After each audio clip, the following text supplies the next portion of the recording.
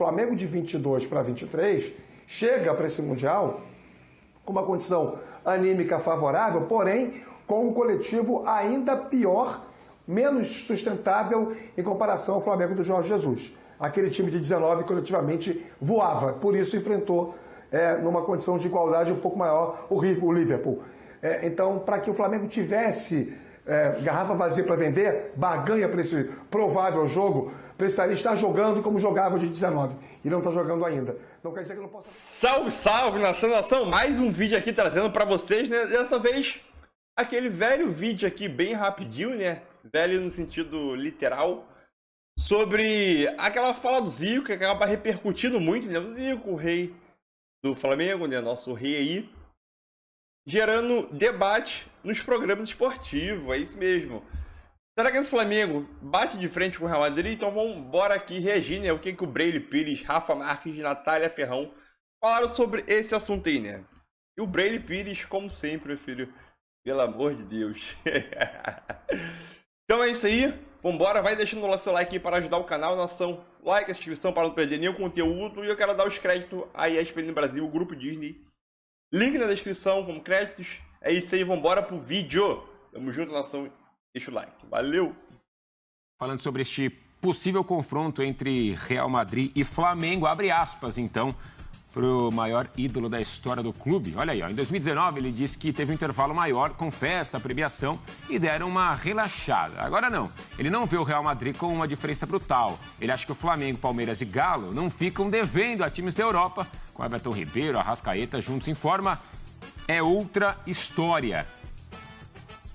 Ele ainda diz que o próprio Flamengo contra o Liverpool, o jogo foi mais equilibrado também.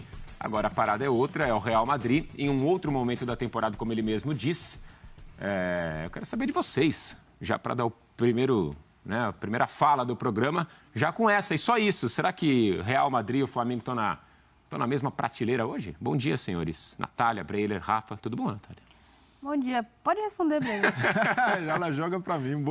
Bom dia, Suman. Bem-vindo aqui. Primeira vez que a gente faz programa juntos. Nosso zagueiro, grande marcador, Suman. Se você não sabia dessa faceta eu estava no stand-by.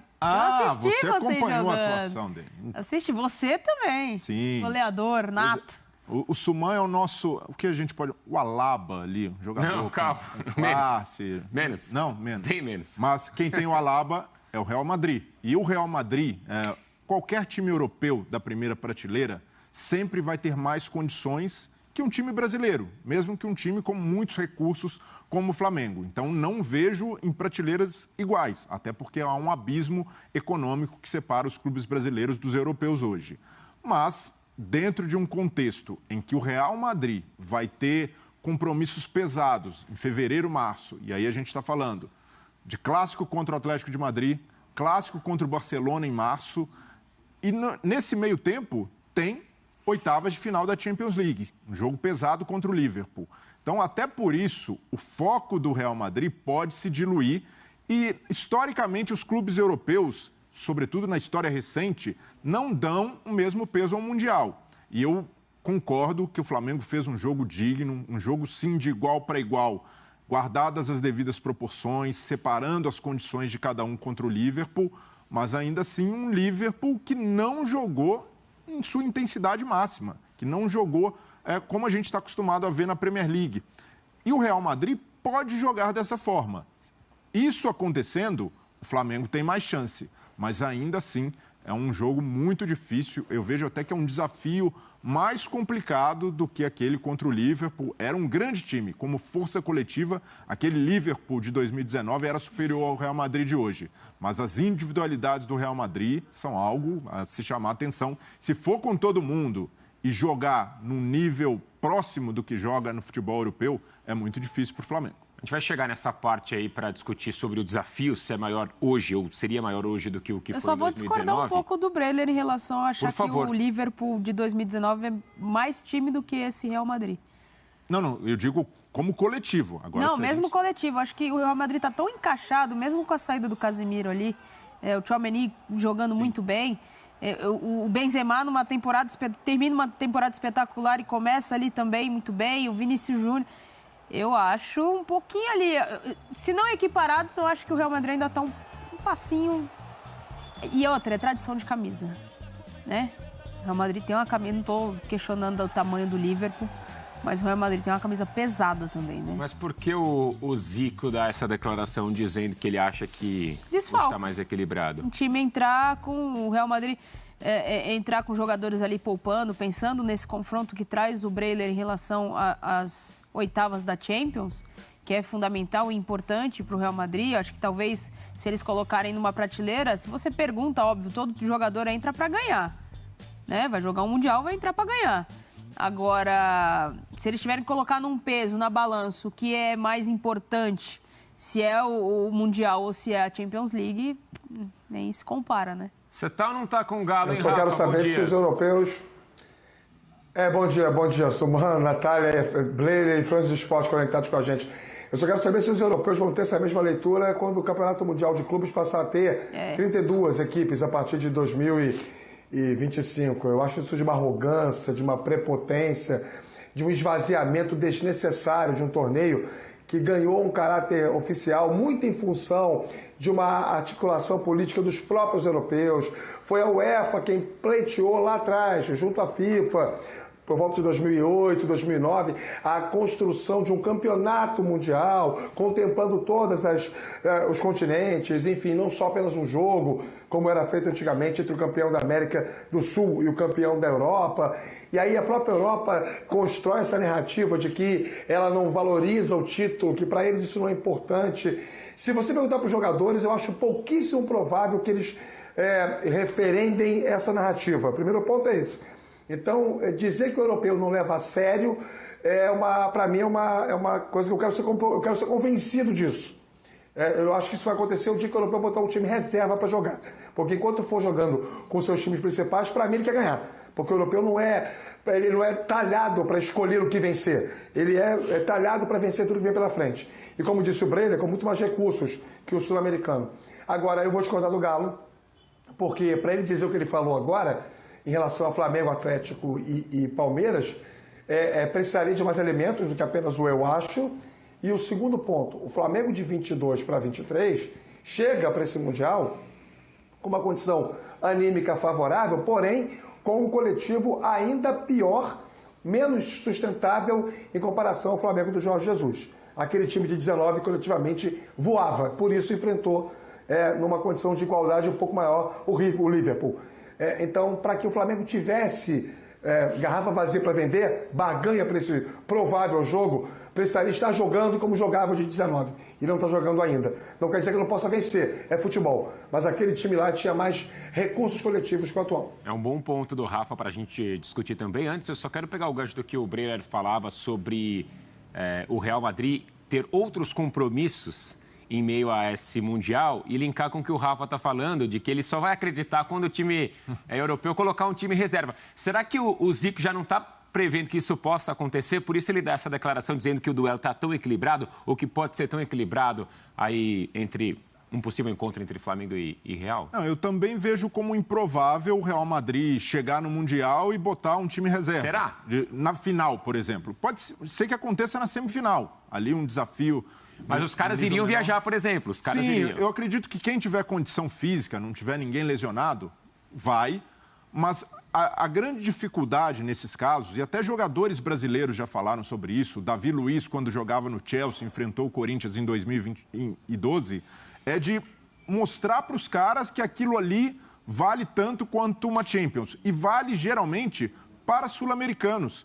Porque o jogador europeu, não, pelo menos as novas gerações, não cresceram com essa ideia, com essa utopia que o jogador daqui cresce. Então, eu tenho certeza que o Vinícius Júnior, que o Rodrigo vão tratar o Mundial com o peso que merece.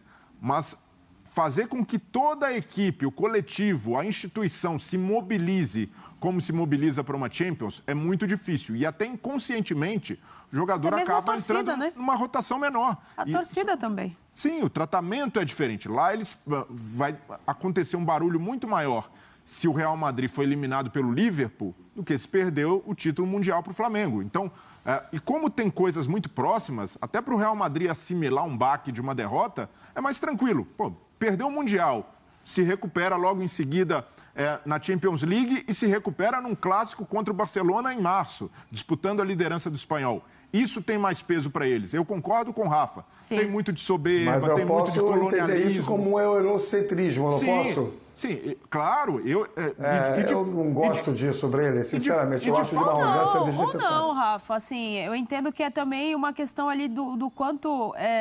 Primeiro porque o formato do torneio mostra que eles já são privilegiados, né? Não só eles, como o Brasil também. Porque tem uma galera que começa antes...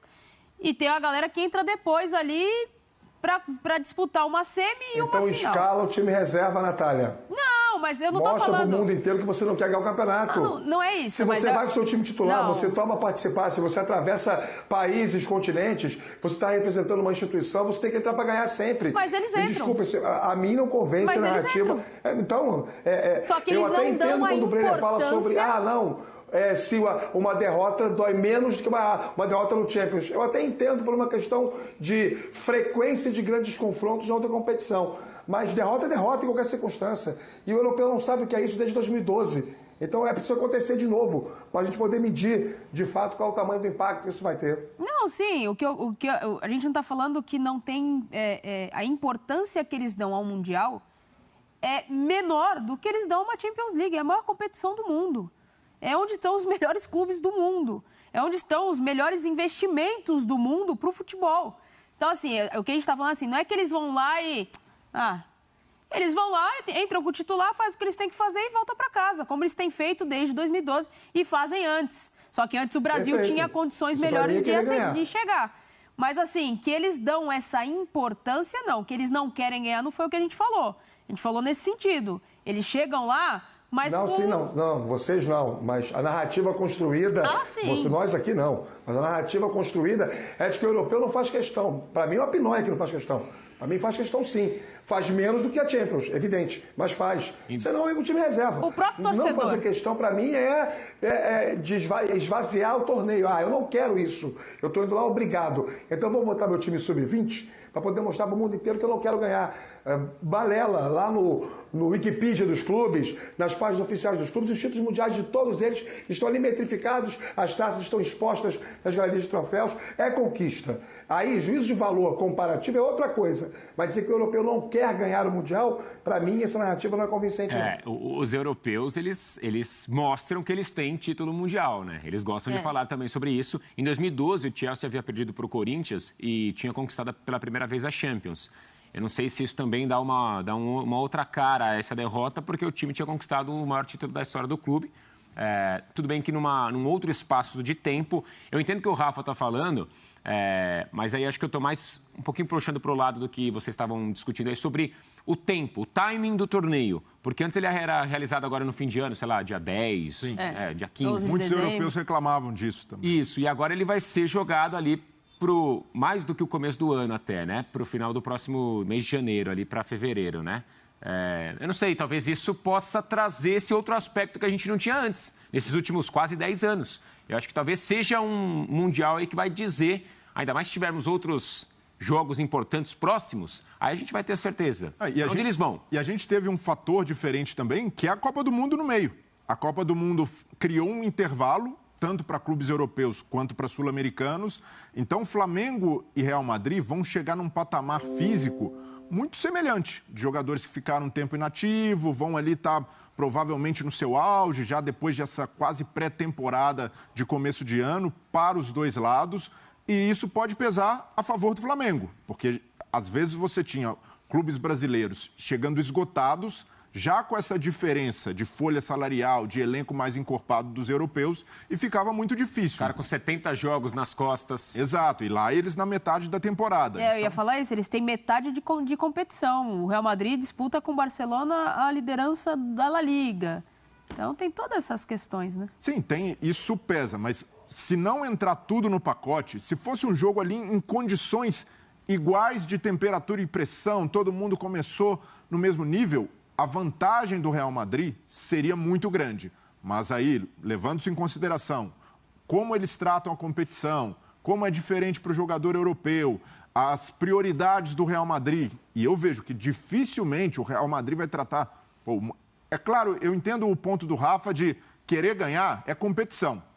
Não sai barato para um clube europeu tropeçar no Mundial. Sim. Claro que vai haver crítica, vai haver contestação, mas elas são muito menores, pesa muito menos do que perder um clássico para o Barcelona, do que perder de ser eliminado na Champions League. Essa cultura eu respeito. A temporada ela já vai ficar um pouquinho mais achatada por conta da Copa e dos jogos Sim. que vão ser colocados. Teremos várias rodadas de meio de semana a partir agora do próximo mês. Marrocos para fazer essa competição. Eu acho que vai ser um experimento. Se isso acontecer, é a configuração de que, de fato, o europeu não quer ganhar no Mundial. Exato. Aí se isso acontecer, se você mantiver reserva, tá claro isso. Exato. Não é prioridade. Por isso que eu acho que vai ser um E a experimento. minha dúvida não é nem essa, Sumar. Minha dúvida é para 2025. Eu quero saber como é que vai ser o tratamento ao campeonato de 2025. Inclusive está a UE da FIFA, como é que ela vai estabelecer calendário, como é que ela vai abrir brechas para um determinado número de clubes, né, 32, jogarem o Campeonato Mundial dentro de um período de 30, 40 dias. Eu tenho muita curiosidade em relação a isso na prática. E se essa nova formatação vai continuar sendo tratada externamente pelos europeus em média como um campeonato que atrapalha. Vamos voltar um pouquinho para falar do campo aí também. A gente discute aqui a situação dos times e como as equipes chegariam para esse jogo aí, para uma possível final de Mundial. Mas olhando para o campo, o Breler estava falando, o Rafa levantou o ponto aí sobre a diferença do Liverpool para o Real Madrid. Vocês estão mais por onde? A diferença seria mais próxima hoje ou foi mais próxima em 2019? É um novo técnico que chega também para comandar o time. Era o Dorival, agora volta a ser comandado por um técnico europeu. Não estava na Europa, é verdade, ele estava aqui no Brasil trabalhando com o Corinthians. Será que ele carrega essa experiência europeia também para fazer uma diferença no Mundial contra o Real? Como que vocês veem o momento, não atual do Flamengo, porque o jogo vai ser daqui a, 2, 3 meses, mas assim, como que o Flamengo chegaria para esse campeonato, hein, Natália? A grande interrogação é de como vai ser a adaptação do Vitor Pereira com esse elenco. A gente sabe como funcionaram as coisas, a gente vai ouvindo cada vez mais o que aconteceu nos bastidores em relação a tratamento treinador e atleta. A gente já viu que esse tipo de tratamento não funciona no Flamengo. É um outro tipo de tratamento que funciona. Então, assim, como é que vai ser a assimilação se ele chegar com muitas mudanças? O Flamengo vai assimilar bem em 2 meses o que ele propõe e o que ele quer. Então, depende, ou ele vai, nesse processo, ele vai começar mantendo numa manutenção ali do que foi o Dorival. Será que ele vai mexer no time ou será que ele vai já impor... Eu acho que esse é o ponto. Como é que ele chega nesse Flamengo? Ele chega para ser revolucionário? No Corinthians ele já começou a colocar algumas coisas certo. que ele acreditava em prática. O Yuri Alberto jogando de ponta esquerda, o Roger Guedes saindo do time, e ele demorou Renato Augusto na frente. Exato, ele demorou um pouquinho ali para tentar achar aquele time ideal. É bem verdade, o Flamengo já está jogando com um time parecido há um bom tempo já, campeão da Libertadores. Mas é interessante pensar em como que ele vai montar esse time para enfrentar o Real. Ele tem uma personalidade, eu dificilmente acho que ele vai chegar e vai manter o que aconteceu. Diferente do Dorival. Eu acho que ele vai chegar e vai chegar... Até porque foi contratado para isso, né, Natália? Para mudar algo. Exato. Que a diretoria entendeu que não estava funcionando como deveria. E o tempo, esse tempo curto, também pode jogar a favor do Vitor Pereira, porque para o Flamengo, nesse primeiro semestre, a prioridade, pelo menos nesse primeiro trimestre, a prioridade absoluta é o Mundial de Clubes. Sim. Então, tratando isso, mobilizando, chegando, o treinador está ali para isso, foi contratado para dar uma cara diferente, e ele foi muito do que pesou na contratação do Vitor Pereira, passou por aquele jogo da final da Copa do Brasil. Porque ali... No segundo tempo, ele se impõe sobre um time que tem muita qualidade, uma qualidade acima do time dele e quase consegue vencer. E isso é o cenário que o torcedor rubro-negro espera na final, numa possível final contra o Real Madrid.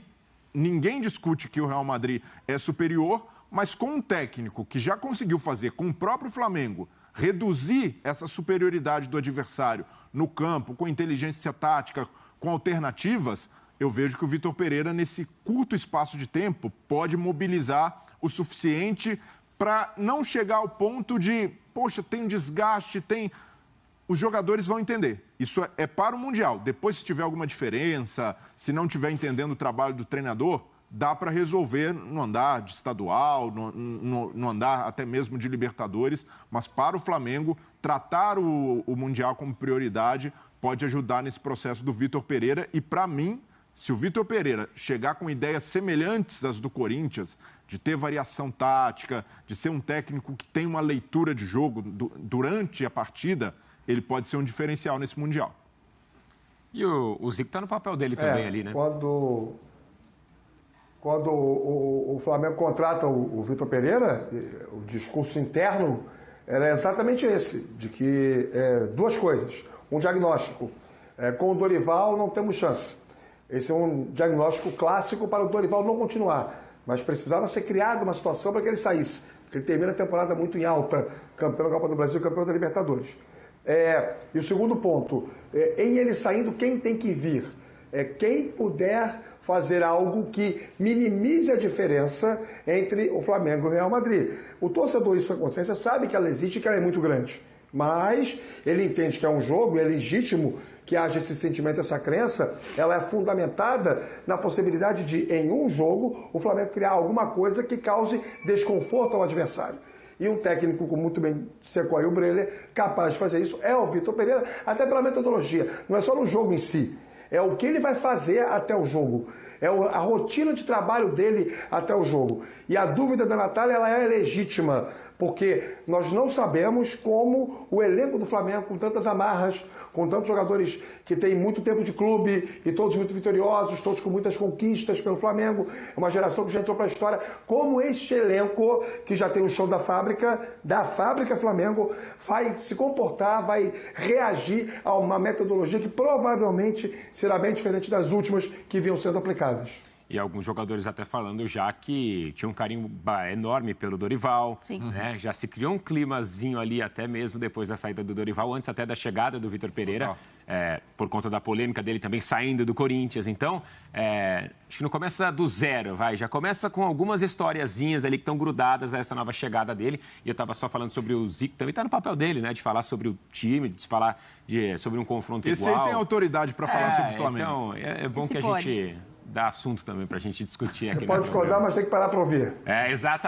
O Rafa até quase pediu desculpa ali pra discordar do Galo. Tá certo.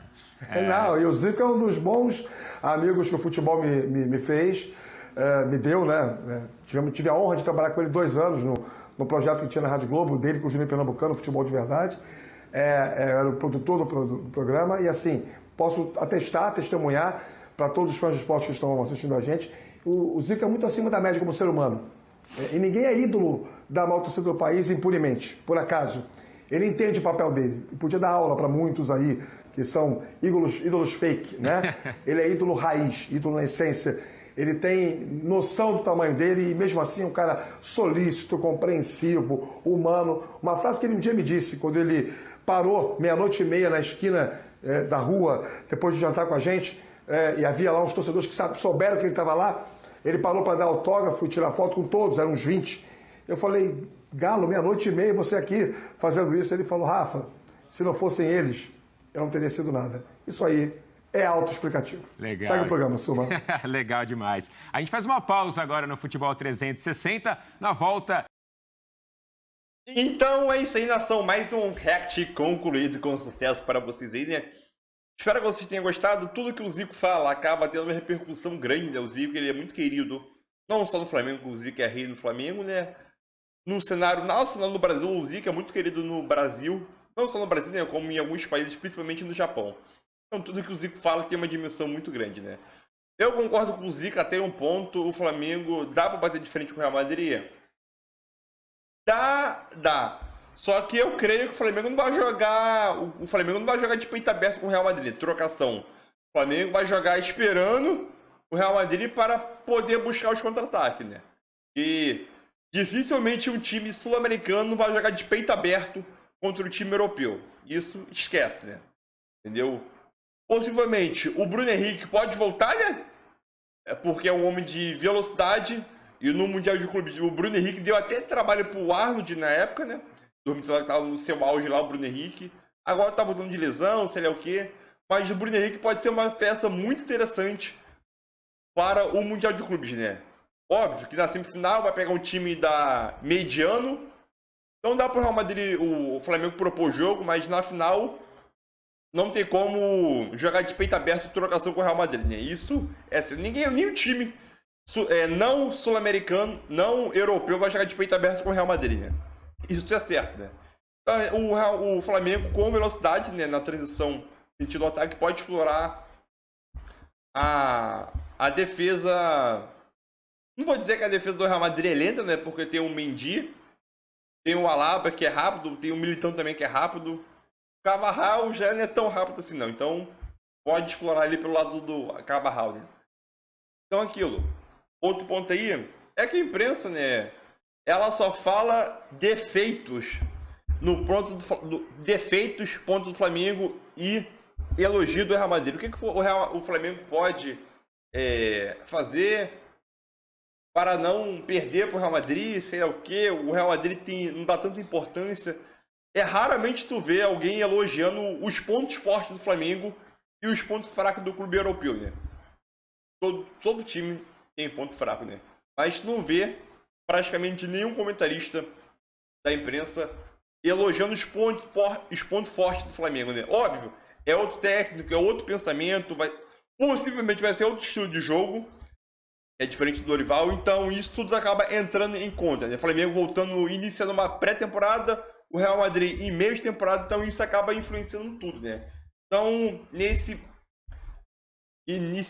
mês de janeiro, a gente vai ver alguns aspectos aí do Vitor Pereira, as primeiras apresentações do Flamengo, né, com o Vitor Pereira, e a final vai dizer muita coisa, né? Que depois da final o Flamengo já viaja para o Mundial, né? A gente fala aqui tanto de Flamengo e Real Madrid, só que a gente acaba desmerecendo a semifinal. A semifinal vai ser um jogo difícil. Time de casa, Marrocos, tem uma torcida lá que a gente conseguiu ver na Copa do Mundo, que é uma torcida complicada, a torcida faz muita diferença. Então é aquilo, focar na semifinal para possivelmente chegar numa final e enfrentar o Real Madrid, né? E é isso aí, nação. Então não vou encher mais tempo, senão o vídeo vai ficar muito longo aqui.